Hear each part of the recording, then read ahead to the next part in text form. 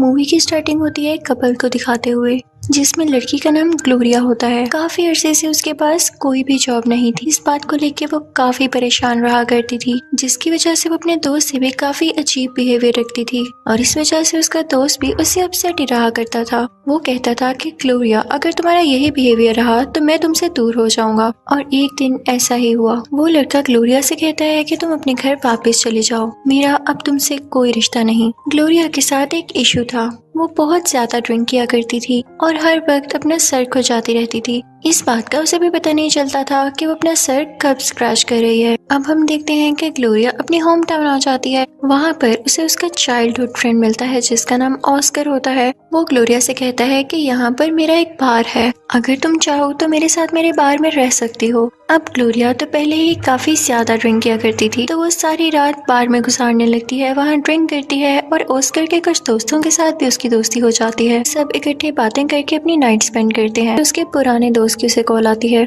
वो उसे बताता है कि कोरिया में किसी जायंट ने अटैक कर दिया है, उसने पूरे कोरिया को तबाह कर दिया है। वो एक मॉन्स्टर है जो कि स्पेसिफिकली कोरिया के एक शहर साउल पर अटैक कर रहा है और उसने वहाँ पर कुछ भी नहीं छोड़ा। इस बात को लेकर ग्लोरिया काफी अपसेट हो जाती है कि न जाने ये मॉन्स्टर कहाँ से आया, और अगर अभी ये साउल को तबाह कर रहा है तो न जाने बाकी पूरी दुनिया को भी तबाह कर दे कभी। खैर, इसके बाद वो ज्यादा इस बात पर ध्यान नहीं देती और जो उसकी रूटीन होती है वो उसी के मुताबिक रात को क्लब जाया करती थी और सुबह सुबह अपने घर आ जाया करती थी। फिर एक दिन अचानक ऑस्कर ग्लोरिया के पास आता है और उसे कहता है कि तुम्हें जॉब की जरूरत थी ना, तुम मेरी बार में जॉब कर लो। तो ग्लोरिया कहती है कि हाँ ठीक है, और इस बात पर ऑस्कर उसे एक बड़ा सा टीवी गिफ्ट करता है। अब ग्लोरिया उस टीवी को ऑन करती है कि तभी उस पर उसी मॉन्स्टर की वीडियो चल रही होती है जो हर तरफ अटैक्स कर रहा था। वो उसमें अजीब चीजें नोटिस करने लगती है, जैसा कि वो बिल्कुल ग्लोरिया की तरह ही अपने सर को खुजाता था, और जैसे ग्लोरिया अपना सामान लेकर गई थी वो मॉन्स्टर भी बिल्कुल उसी तरह वो सामान उठा रहा था। इन बातों को ग्लोरिया काफी ज्यादा सोचने लगती है और इसी दौरान वो कुछ बीमार भी हो जाती है, तो वो 2 दिन तक अपने घर में ही रेस्ट करती है, कहीं भी बाहर नहीं जाती। और दूसरी तरफ हम ये भी देखते हैं कि साउथ कोरिया की सिटी साउल में वो जायंट मॉन्स्टर भी गायब है, यानी उसने भी 2-3 दिन से किसी पर अटैक नहीं किया। जब ग्लोरिया ये बात नोटिस करती है तो उसे काफी ज्यादा अजीब लगने लगता है। वो बाहर निकलती है और इसी प्लेग्राउंड में बैठ जाती है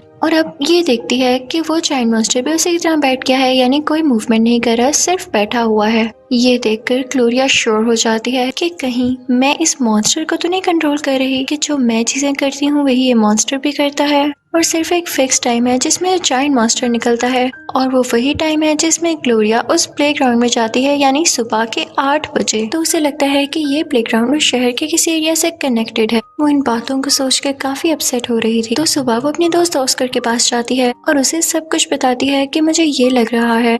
तो ऑस्कर कहता है कि तुम्हारा वहम हो सकता है, तुम एक मॉन्स्टर को कैसे कंट्रोल कर सकती हो, होश में आओ। तो ग्लोरिया कहती है कि ठीक है, अगर तुम लोगों को मेरी बात पर यकीन नहीं आ रहा तो मेरे साथ आकर देखो। अब ग्लोरिया ऑस्कर को और उसके सब फ्रेंड्स को स्पार्क में ले आती है। वो कहती है कि लाइव न्यूज खोलो जिसमें वो मॉन्स्टर दिखाया जा रहा है। तो वो सब लोग ऐसा ही करते हैं और फिर ग्लोरिया उनके सामने डांस करने लगती है और जैसी मूवमेंट्स ग्लोरिया कर रही थी अनएक्सपेक्टेडली वही जायंट मॉन्स्टर भी सेम मूव्स कर रहा था, यानी ग्लोरिया जो कुछ सोच रही थी वो सच था, लेकिन कैसे। अब उधर आर्मी के हेलीकॉप्टर्स उस मॉन्स्टर पर अटैक कर रहे होते हैं, तो यहाँ ग्लोरिया को भी दर्द हो रही होती है। ग्लोरिया अपने हाथ जोर जोर से मूव करने लगती है, ये समझते हुए कि हो सकता है कि ये मजाक ही हो, एक कोइंसिडेंस हो, लेकिन वो जायंट मॉन्स्टर भी अपने हाथ इसी तरह मूव करने लगता है जिसकी वजह से वो आर्मी के हेलीकॉप्टर्स डिस्ट्रॉय हो जाते हैं। फिर हम देखते हैं कि आर्मी का बहुत ज्यादा अटैक होता है उस मॉन्स्टर पर। तो यहाँ ग्लोरिया को भी काफी ज्यादा दर्द हो रही होती है और वो बेचारी जमीन पर गिर जाती है। उसके सब दोस्तों से घर ले आते हैं और जब उसे होश आता है तो उसे न्यूज देखकर ये पता चलता है कि कल वो मॉन्स्टर भी गिर गया था बहुत बड़ी बड़ी बिल्डिंग्स के ऊपर, जिससे सारा शहर तबाह हो गया है। ग्लोरिया समझ जाती है कि हो ना हो इसका और मेरा कोई कनेक्शन है, तो वो रोने लगती है कि अब क्या किया जाए। तभी वहाँ पर ऑस्कर आता है और उसे चुप करवाता है, कहता है कि परेशान नहीं हो, अभी हम मॉन्स्टर को लेके परेशान हो रहे थे और वहाँ पर एक जायंट रोबोट भी आ गया है। अब जरूरी तो नहीं कि जायंट रोबोट भी तुम ही हो, ये तुम्हारा वहम हो सकता है, दुनिया में कई कोइंसिडेंसेस होते हैं। लेकिन जैसे ही टाइम गुजरता जाता है तो हम देखते हैं कि जैसे ऑस्कर उस रोबोट को कंट्रोल कर रहा है, जैसे ग्लोरिया उस मॉन्स्टर को कंट्रोल कर रही थी। और ऐसा क्यों हुआ वो हमें यहाँ समझ आ जाता है, क्योंकि वो प्लेग्राउंड एरिया ही वाकई उस जगह से कनेक्टेड था जहाँ पे ये मॉन्स्टर और रोबोट्स थे और जो कोई भी इस प्लेग्राउंड एरिया में ज्यादा टाइम स्पेंड करता था चीजें उससे कनेक्टेड होना शुरू हो जाती थी। जैसे ग्लोरिया ने वहाँ बैठना शुरू किया तो वो एक मॉन्स्टर से लिंक्ड हो गई और इसी तरह जब ऑस्कर ने वहाँ टाइम स्पेंड किया, उसकी मूवमेंट्स को नोटिस किया और फिर उसे वहाँ से उठाया तो एक रोबोट ऑस्कर के साथ भी लिंक्ड हो गया। ऑस्कर